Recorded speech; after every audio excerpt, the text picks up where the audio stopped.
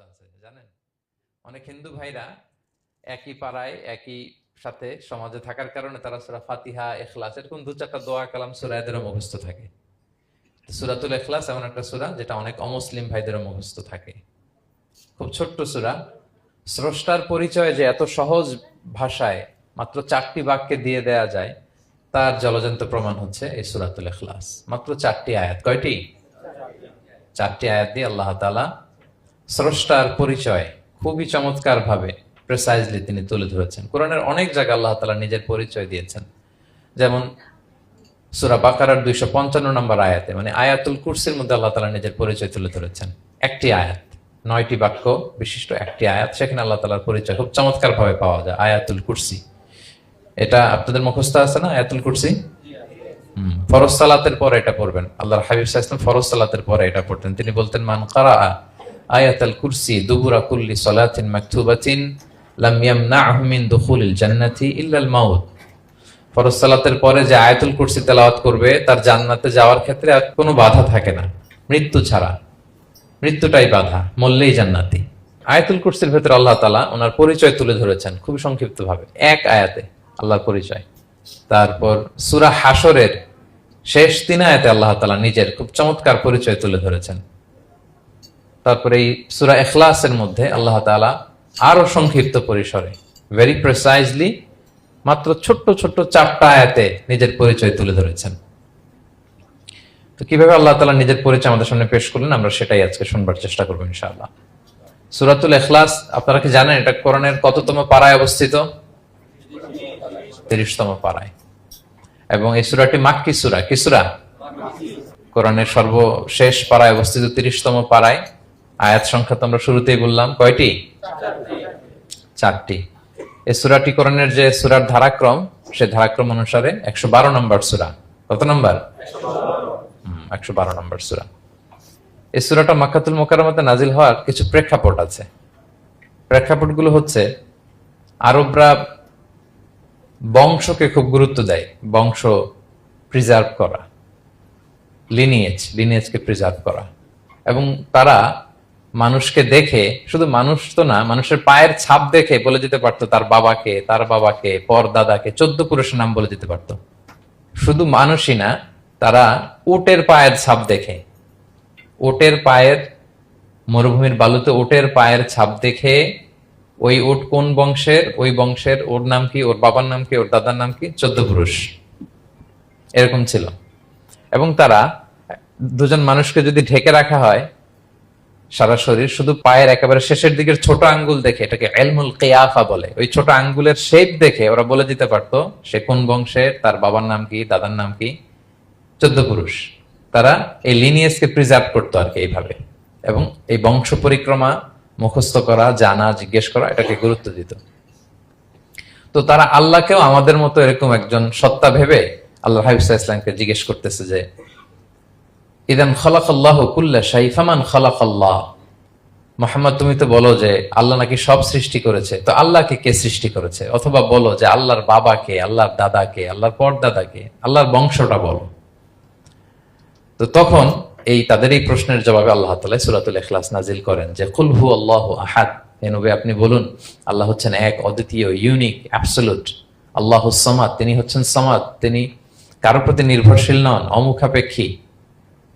লাম ইয়ালিদ ওয়া লাম ইউলাদ, তিনি কাউকে জন্ম দেনও নাই, আবার তিনি কারো কাছ থেকে জন্ম নেনও নাই। ওয়া লাম ইয়াকুল লাহু কুফুয়ান আহাদ, তার সমকক্ষ, তার মতো, তার সিমিলার মহাবিশ্বে দ্বিতীয় কেউ নাই। সুবহানাল্লাহ।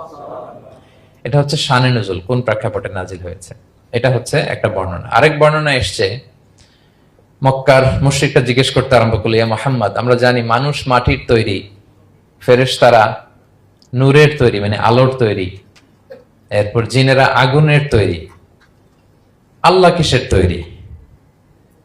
আল্লাহ তাআলার বাইয়িন লানা জিনসা রাব্বিক, তোমার আল্লাহর জিন্স বর্ণনা করো, সে কোত্থেকে আসছে, কি দিয়ে, কোন জিন্স থেকে, মানে কোন জিনিস থেকে তৈরি? তখন আল্লাহ তাআলা এই সূরাটা নাজিল করলেন, কুল হু আল্লাহু আহাদ আল্লাহুস সামাদ লাম ইয়ালিদ ওয়া লাম ইউলাদ ওয়া লাম ইয়াকুল লাহু কুফুয়ান আহাদ। এইভাবে অনেকগুলো বর্ণনা পাওয়া যায় যে এরকম এরকম প্রেক্ষাপটে যখন রাসূল সাল্লাল্লাহু আলাইহি ওয়াসাল্লামকে তারা এই সমস্ত প্রশ্ন জিজ্ঞেস করে, তখন তাদের প্রশ্নের জবাব স্বরূপ আল্লাহ তাআলা 4 আয়াত বিশিষ্ট এই সূরাটি নাজিল করেন। তাহলে সূরার কোন প্রেক্ষাপটে কোন সিচুয়েশনে সূরাটা নাজিল হলো এটা সবার কাছে ক্লিয়ার না এখন? এই সূরার কিছু ফজিলত পাওয়া যায়। আপনারা তো সূরার নাম শুনেছেন সূরাতুল ইখলাস। ইখলাস শব্দের অর্থ হচ্ছে সিনসিয়ারিটি, আন্তরিকতা বা একনিষ্ঠতা। যেহেতু এই সূরায় একনিষ্ঠতার সাথে আল্লাহর তাওহীদের ঘোষণা দেওয়া হয়, এজন্য এই সূরার নাম হচ্ছে সূরাতুল ইখলাস। আবার এই সূরাকে সূরাতুত তাওহীদও বলে, যেহেতু আল্লাহর একত্ববাদের ঘোষণা এই সূরায় দেওয়া হচ্ছে, ওয়াননেস অফ গড। আবার এই সূরার একটা নাম হচ্ছে সূরাতুল মারিফা, যেহেতু এই সূরা মারিফা মানে জানা বা চেনা। যেহেতু এই সূরা পড়ার মধ্য দিয়ে আল্লাহর পরিচয় জানা যায়, আল্লাহকে চেনা যায়, এজন্য সূরার নাম সূরাতুল মারিফা। আচ্ছা, এই সূরার অনেক ফজিলত আছে, অনেক ফজিলত। আমরা কয়েকটা ফজিলত আপনাদের সামনে শেয়ার করবো ইনশাআল্লাহ। এই সূরার 1 নম্বর ফজিলত হচ্ছে রাসূল সাল্লাল্লাহু আলাইহি ওয়াসাল্লাম বিভিন্ন সুন্নাহ নামাজে, সুন্নত নামাজের দ্বিতীয় রাকাতে এই সূরাটা পড়তেন। যেমন ফজরের 2 রাকাত সুন্নত আছে না, ফজরের 2 রাকাত সুন্নতের দ্বিতীয় রাকাতে রাসূল সাল্লাল্লাহু আলাইহি ওয়াসাল্লাম এটা পড়তেন। প্রথম রাকাতে সূরা কাফিরুন, দ্বিতীয় রাকাতে সূরা ইখলাস এটা পড়তেন।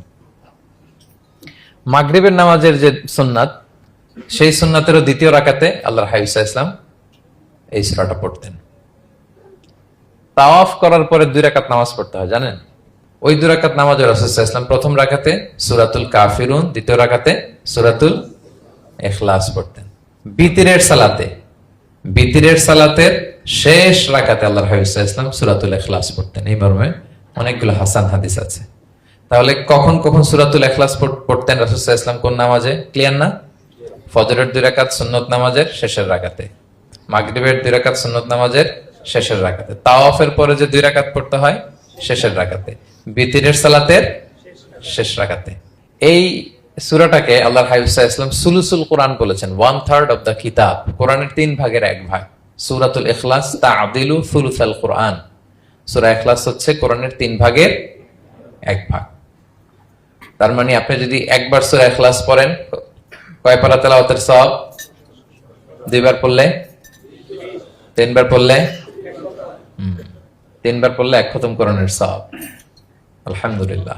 কেউ কেউ বলেন যেহেতু আল্লাহর একত্ববাদের কথাবার্তা কোরআনে 1/3 মানে 1/3 জুড়ে আছে, সেহেতু সূরাতুল ইখলাস সুলুসুল কোরআন মানে হচ্ছে যে কোরআনের 3 ভাগের 1 ভাগে আল্লাহ যা নিয়ে কথা বলেছে সূরাতুল ইখলাসের ভিতরেই সেটা সংক্ষেপে চলে আসছে। এজন্য এটাকে বলা হয় 1/3 অফ দা বুক, কোরআনের 3 ভাগের 1 ভাগ। এটার আরেকটা, এই হাদিসটা মুতাওয়াতির হাদিস। সূরাতুল ইখলাস তা'দিলু সুলুসাল কোরআন, এটা এমন সংখ্যক, বেশি বেশি সংখ্যক সাহাবী প্রতিটি জেনারেশনে বর্ণনা করেছে, সাহাবী, তাবি। এই হাদিসের ব্যাপারে কোনো ডাউট তৈরি হয় না, কোনো সাসপিশন তৈরি হয় না, খুবই ভ্যালিড এই হাদিসটা, যেটা কোরআনের 3 ভাগের 1 ভাগ। আচ্ছা, আল্লাহর হাবিব সাল্লাল্লাহু আলাইহি ওয়াসাল্লাম আরেকটা হাদিসে এসেছে, এক সাহাবীকে কোবা পল্লীতে ইমাম করে পাঠিয়েছেন। মদিনা মসজিদে নববীর পাশে একটা মসজিদ আছে, মসজিদে কোবা, সেই মসজিদের ইমাম করে এক সাহাবীকে পাঠিয়েছেন। ওই সাহাবীর একটা অভ্যেস ছিল, উনি প্রত্যেক রাকাতে সূরা ফাতিহার পরেই আগে সূরা ইখলাস পড়তেন।